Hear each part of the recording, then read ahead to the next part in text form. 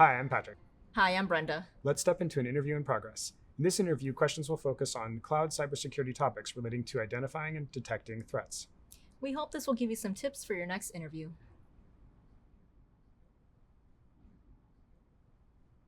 Hi, Brenda. What interests you about roles in cloud cybersecurity? I would say what interests me the most about jobs in cloud cybersecurity is the fact that you're continuously learning. As a whole, with security and with cloud specifically, there's always new features, new services that you have to learn. And as security practitioners, you always want to essentially learn and know how to protect them. And so as a whole, I'm attracted to the fact that you're continuously learning. Let's say you're working on a project to help a new company implement access control processes. What are some cloud access control processes you might recommend? So some of the cloud access processes that I would recommend in this instance are, for example, perimeter protection and also trust boundaries. And so with perimeter protection, this is essentially your security measures that you want to take into place or you want to put in place to essentially prevent unauthorized access. And so some of these might be like firewalls, virtual private network, intrusion detection systems, or intrusion prevention systems. With trust boundaries, that's essentially trying to separate your trusted and untrusted environments. And so this can be done with something like firewalls or routers to essentially set that logical and also physical separation. What are some examples of trust boundaries that you could delineate and kind of isolate based on? So essentially, a very simple example would be trying to separate the public internet from your corporate intranet. And that can be one instance where, again, you would have more of a physical and also logical separation. What impact did you have on the project, and what impact did that project have on the company? The impact that I had on the project was essentially to act as one of the security gates to make sure that there were proper security requirements put in place and practices before we actually went through with full migration. As far as impact for the overall organization and company, this was a big move for us, and the fact that we had to have so many teams coordinate together was essentially all for the goal of getting to a more modern kind of cloud architecture. Imagine you're asked to explain the key components of a threat and vulnerability management strategy to a business leader with not a lot of technical experience. What components would you choose, and what would you say about each one?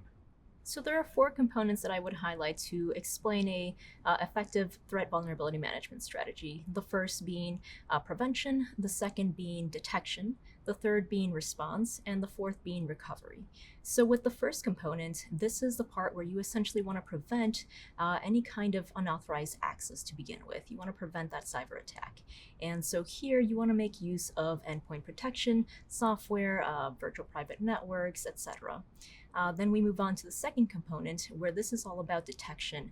And this is going to be monitoring efforts, where you essentially want to set up things like event management systems, and you want to make sure you have proper log analysis. And so here is where we want to detect the malicious activity and also alert on it. Once we alert on that, then we move on to the third component, which is going to be response. And so with response, this is where we want to not only identify the threat, but also contain it. And so we'll make use of incident response teams and plans, as well as other emergency response teams. Moving on to the fourth and final component, this is going to be recovery. And so here we'll want to make use of any kind of disaster recovery plans or teams and get back to a state before the attack. And that will be not only for your systems, but also potentially for data. Could you give me an example of the impact that each of those components has? With the first one, where we essentially want to prevent, the impact as a whole here is to reduce your attack surface. And so as a whole, you want to have security measures so that attackers just have less avenues to actually get into your environments. For the second component, for the overall detection, again, here the goal is to monitor. And so the benefit and the overall impact is that you actually have the proper logging to actually detect whatever malicious activity comes your way to your environment. For the third component, that's going to be, again, the response part. And so you want to make sure you have the proper teams and plans set in place so that the overall company will benefit by having actions readily available. For the fourth and final component of recovery, again, this goes back to what plans do you have already in place, because a company can't really have too much downtime. You need to make sure you have essentially steps in order to get back to the pre-attack state. And again, get your shop up and running. Thanks, Brenda. Do you have any questions for me? Yes, I do. So what would you say are some of the toughest challenges that you see in environments relating to access control? When we think about access control, there's a really big difference between what is mandatory and what is discretionary. And so being able to assert that a control is actually mandatory and that there aren't ways to bypass it or backdoors or ways that, teams, customers, or malicious actors can route around those controls is probably the biggest challenge at scale. That makes sense. I can see how something like Terraform would help enforce this. Thank you so much. Thanks for watching. In this scenario, Brenda demonstrated how to explain impact when answering questions. In interviews, be sure to share the beneficial effects of any process, concept, or tool that you discuss. Whether it's deploying a concept to identify a particular threat or deploying a tool to protect against a particular threat. Explaining the potential impact will help you stand out to an interviewer. Keep watching for more interview tips.